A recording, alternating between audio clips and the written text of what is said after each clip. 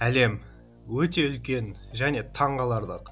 Бұл жерде әртүрлі, ешкімге ұқсас емес адамдар өмір сүреді. Армысыздар, құрметті көрермендер. Бүгінгі видеода мен сіздерге ерекше адамдар жайлы айтып беремін. Видеоны тамашалауға дайын болсаңыз, біз бастаймыз. Тағы бір айта кетейін дегенім, менің видеоларымды 85% тіркелмеген адамдар көреді. Егер сізге видеолар ұнап жатса, және қазақ тіліндегі контенттің дамуына өз үлесіңізді қосқыңыз келсе, міндетті түрде тіркеліңіз. Сіз үшін 3 секунд, мен үшін кайф. Ендеше бастайық. Марни Харви Ұлыбританияда тұрады. Бір қарағанда бұл сүйкімді қыз күн сайын қорқынышты кейіпкерге айналады деп ешкім ойламайды. Бірақ ол сирек кездесетін аурумен ауыратындықтан оның көзі, құлағы және мұрнынан қатты қан кетеді. Марни қанды алғаш рет 14 жасында байқады. Ол оянып, жастығында қызыл дақты көрді.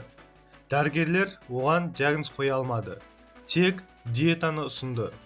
Бірақ қыздың жағдайы нашарлап, үнемі басы ауырып, көзінен, құлағы мен мұрнынан қан ағады.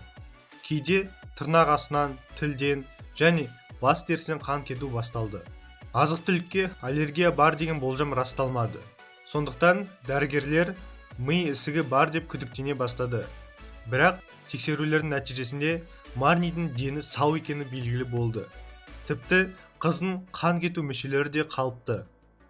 Қыздың ата-анасы әлемде осындай себепсіз қан кетумен ауыратын тағы 2 адам бар екенін анықтады. ақш-та қанмен жылайтын жігіт бар, ал Үндістанда ең кішкентай жарасынан қан кетіп, қан жылататын қыз бар.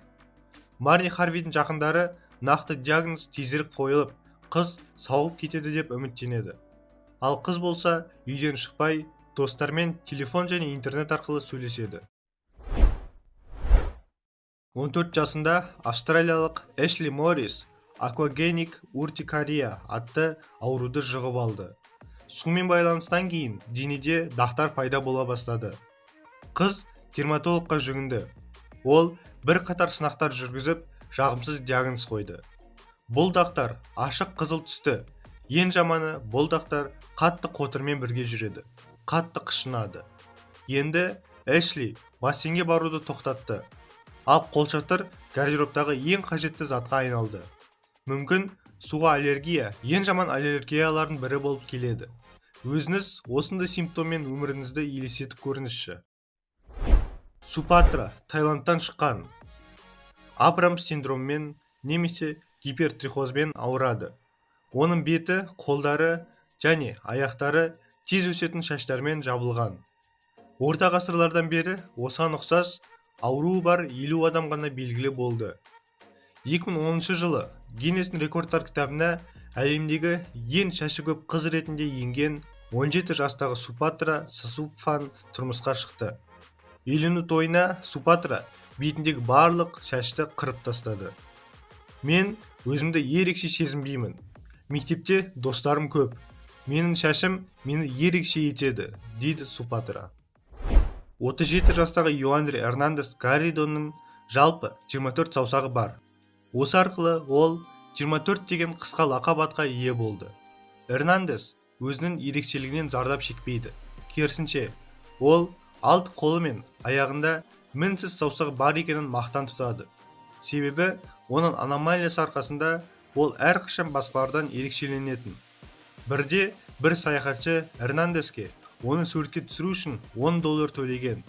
Бұл орташа жалақысы айына $20 ғана болатын елде жаман емес. Полидактилия деп аталатын аномалия өте кең таралған деп саналады. Бірақ мұндай тамаша қосымша саусақтар қазірдің өзінде сирек кездеседі. Неміс әлемдегі ең көп пирсинг жасаушы ретінде Гиннестің рекордтар кітабына енген. 52 жастағы Рольф Бугельц бүкіл денесіндегі 453 пирсингтің мақтаныш иесі. Рольф айналасындағылардың көздерін өте мықты күшпен тартады. Оның беті сырғалармен ілулі. Бұл сырғалардың 94-і ернінде, 25-і қасында, 8-і мұрнында тұрады. Тағы да 50 сырға дене бойына шашылып жатыр. Бугельцтің шап аймағында 278 әшекей бар. Неміс соншалықты көп сырғаларды салыстырмалы түрде шағын аймаққа қалай орналастыра алды? Олар оның өмірін қаншалықты қиындатады? Және бұл ауырады ма деген сұрақтарға жауапты тек Рольфтің өзі біледі. Джефф Дейп сияқты қолдарыңыз болса, сізге балқа қажет емес. Джефф әлемдегі ең үлкен қолдарға ие. Олар Таиландтағы Жуангжай Самаксамнан кішірек. Джефф шебер армрестлер. Оның қолдарына қарап, неге екені бізге таңғаларлық емес сияқты. Ал біреуде оған қарсы шығуға құштарлық бар екеніне бізге таңғаларлық. Осы нүктеде біздің видеомыз аяқталды. Егер осы видео ұнаса, комментарийге өз пікіріңізді қалдырып кетіңіз. Міндетті түрде бәрін оқып шығамын. Мүмкін екінші бөлімі де шығып қалады. Қош, сау болыңыз.